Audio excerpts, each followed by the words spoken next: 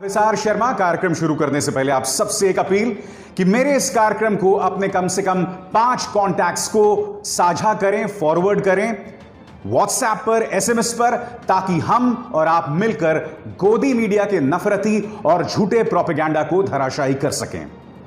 आज हम बात करने वाले हैं प्रधानमंत्री नरेंद्र मोदी के मोर की।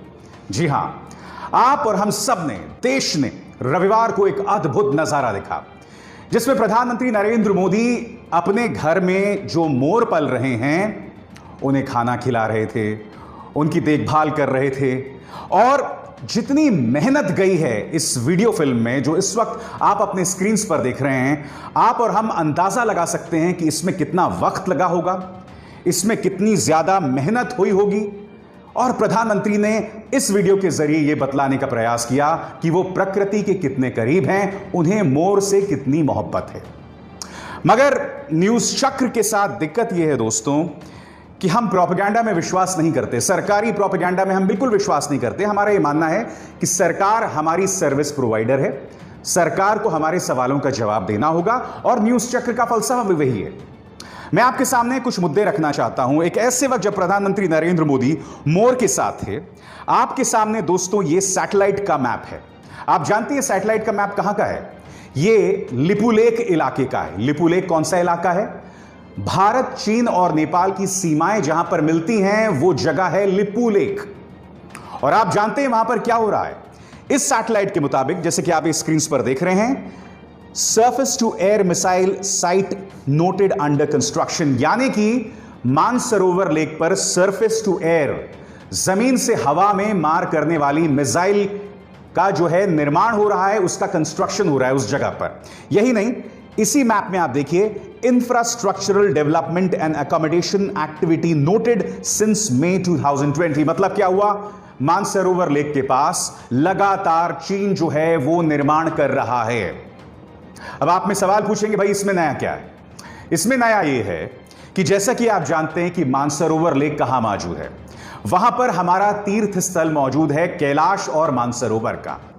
जी हां, हमारी आस्था के प्रतीक हैं इन जगहों पर। यहां पर चीन जो है वो निर्माण कर रहा है, जमीन से हवा में मार करने वाली मिसाइल के लिए एक पूरा कंस्ट्रक्शन साइट का वो निर्माण कर रहा है। आज मैं आपसे क्या बोलना चाहता हूं, ब्रह्मा चैलानी इस वक्त आपकी स्क्रीन पर हैं, कूटनीति के जानकार हैं। ब्रह्मा चैलानी अपने इस बयान में यह कह रहे हैं कि जिस तरह से चीनियों ने तिब्बत के धर्म स्थलों को बर्बाद किया था, उन्हें तहस नहस किया था, यह जो कंस्ट्रक्शन है उसी की शुरुआत है। मैं एक बात स्पष्ट कर दूं दोस्तों, मेरा धर्म, मेरे शिव इतने कमजोर नहीं हैं कि अगर चीन मानसरोवर लेक पर जमीन से हवा में मार करने वाली मिसाइल का कंस्ट्रक्शन साइट वहां पर बनाए, उससे मेरा धर्म खतरे में आ जाएगा। नहीं, मेरा धर्म इतना कमजोर नहीं है। मगर मैं आपसे आज कुछ और कहना चाह रहा हूं।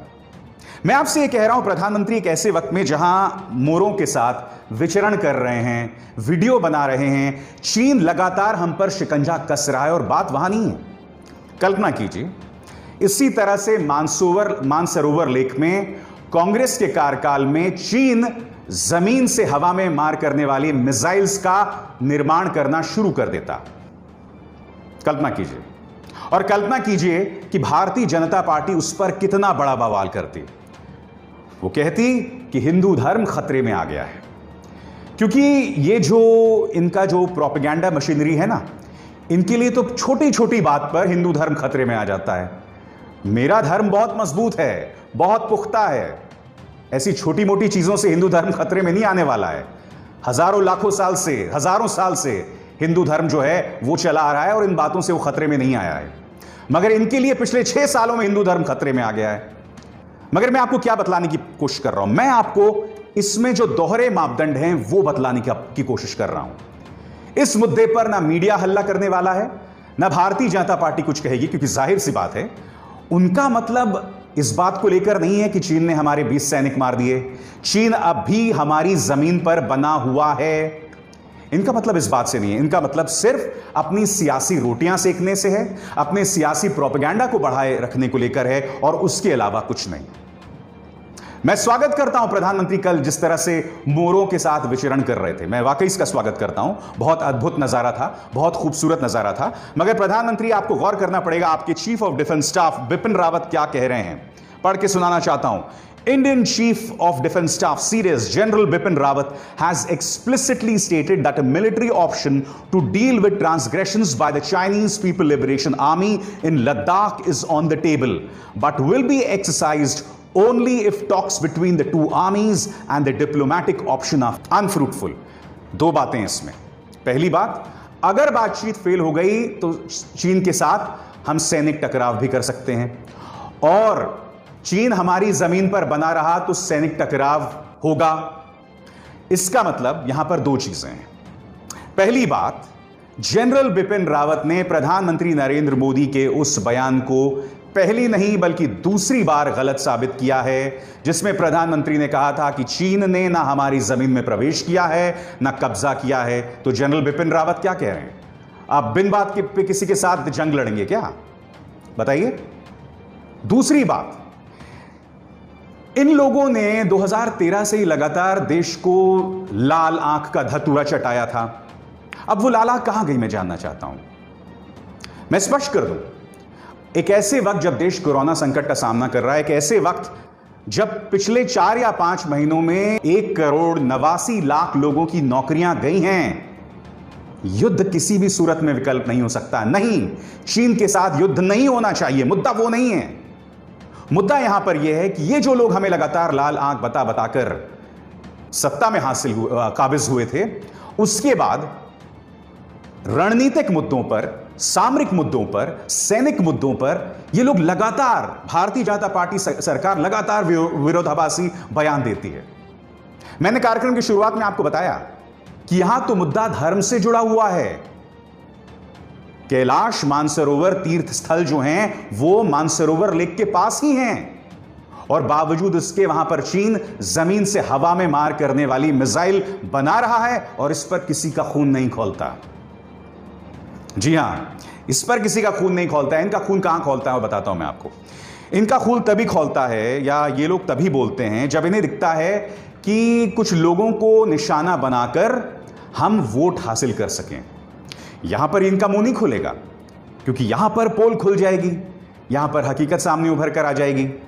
ठीक है, तो यह बात स्पष्ट हो गई है कि चीन अब भी हमारी जमीन पर बना हुआ है, अब भी वो हमारे धार्मिक स्थल को धमकी देने वाले काम कर रहा है।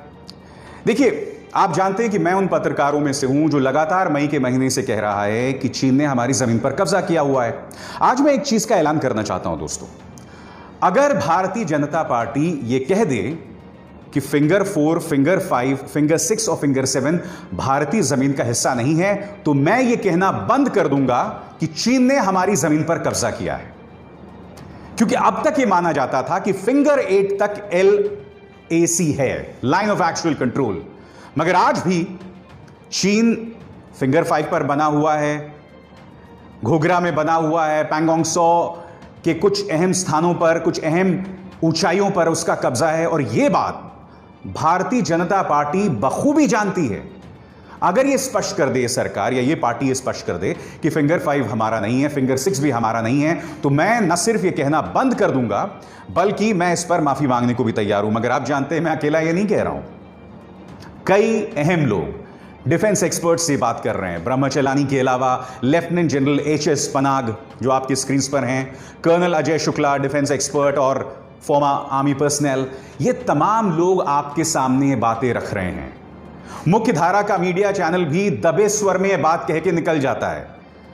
बेशक वो टीवी पर ना दिखाता हो, मगर वो अपने वेबसाइट्स में चुपचाप एक आर्टिकल लिख देगा कि चीन अब भी हमारी जमीन पर बना हुआ है, सैटेलाइट मैप्स के जरिए बतला देगा। तो मैंने आपसे कहा ना, अगर यह बात स्पष्ट हो जाए कि ये तमाम हिस्से जिसका जिक्र मैंने कहा आपसे, फिंगर 5, फिंगर 6, फिंगर 7, ये तमाम चीजें भारत का हिस्सा नहीं है, तो मैं भी ये कहना बंद कर दूंगा। और अब दूसरे मुद्दे का रुख करते हैं। जी हां, प्रधानमंत्री नरेंद्र मोदी मोरों के साथ विचरण कर रहे थे, जैसे कि आप इन तस्वीरों में देख रहे हैं, मगर NEET और JEE की परीक्षा को लेकर कई विद्यार्थी जो हैं वो आंदोलन कर रहे हैं। मैं आज आपसे एक बात कहना चाहता हूं। प्रधानमंत्री, आप इस बात को बखूबी जानते हैं कि आप देश के सबसे लोकप्रिय नेता हैं और आप जानते हैं कि आपकी लोकप्रियता युवाओं में कितनी ज्यादा है। मैं आपसे कहना चाहता हूं, जब आप 6 से 7 घंटे का वक्त मोरों के साथ कैमरे पर शूट कर सकते थे, तो क्या आप एक सीधा से एक छोटा सा ट्वीट नहीं कर सकते एनईटी और जेई के छात्रों को? आपका जो भी मन हो, आप जो भी ट्वीट करें, आप उन्हें सांत्वना उनकी बढ़ाएं, उनकी हिम्मत बढ़ाएं। आप उनसे कहिए कि नहीं, एग्जाम देना है और क्यों एग्जाम देना है उसकी भी आप अपनी वजह बताएं, या कम से कम उन विद्यार्थियों के लिए आप एक मन की बात तो कर दीजिए।